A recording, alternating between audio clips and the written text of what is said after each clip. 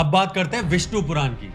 विष्णु पुराण को महर्षि वेद व्यास ने लिखा था और इसे सबसे महत्वपूर्ण ग्रंथों में से एक माना जाता है। इसकी खासियत सिर्फ इसकी कहानियां नहीं बल्कि इसमें छुपा हुआ गहरा ज्ञान है। इस पुराण में कुल 23,000 श्लोक हैं और इन श्लोकों को 6 खंडों में बांटा गया है। पहला खंड सृष्टि की रचना पर केंद्रित है। इसमें बताया गया कि भगवान विष्णु के नाभि से कमल का जन्म हुआ और उस कमल से ब्रह्मा जी प्रकट हुए और फिर ब्रह्मा जी ने पूरी सृष्टि की रचना की। और दूसरे खंड में पृथ्वी, स्वर्ग और नर के लोकों के बारे में विस्तार से बताया गया है। और तीसरा खंड काल चक्र पर आधारित है। इसमें 4 युगों के बारे में बताया गया है, सतयुग, त्रेता युग, द्वापर युग और कलयुग। हर युग का अपना महत्व है और अपनी विशेषताएं हैं। और हाँ, इसमें यह भी बताया गया है कि कलयुग के अंत में क्या होगा। और चौथा खंड में आपको प्राचीन राजाओं की कहानियां मिलती हैं, लेकिन ये बस कहानियां नहीं, ये धर्म और नीति पर आधारित है। 5वां खंड, और ये मेरा सबसे पसंदीदा हिस्सा है क्योंकि इसमें भगवान विष्णु के 10 अवतारों का विस्तार से वर्णन है। और ये अवतार अलग अलग समय में अधर्म का नाश और धर्म की स्थापना के लिए लिए थे। चलिए अब जानते हैं इनके नाम क्या हैं। पहला है मत्स्य अवतार, ये भगवान विष्णु ने मछली के रूप में लिया। दूसरा है कूर्म अवतार,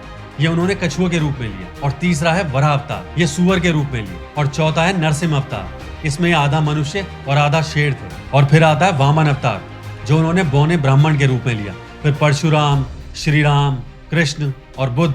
और अंत में आता है कल्कि अवतार, जो कि अभी आना बाकी है। और कल्कि अवतार सबसे खास है क्योंकि ये भविष्य में होगा, जब अधर्म पूरे चरम पे होगा। और अंत में छठा खंड, इसमें प्रलय का वर्णन है, यानी सृष्टि का अंत। लेकिन ये सिर्फ अंत की बात नहीं करता, बल्कि ये भी बताता है कि कैसे धर्म की पुनः स्थापना होगी। तो दोस्तों, ये था विष्णु पुराण। अगली वीडियो में हम बात करेंगे ब्रह्म पुराण के बारे में। लेकिन उससे पहले, अगर आपने विष्णु पुराण पढ़ा है तो आपको कौन सी कहानी, कौन सा श्लोक, क्या आपको इसमें पसंद आया, प्लीज मुझे कमेंट में जरूर बताएं।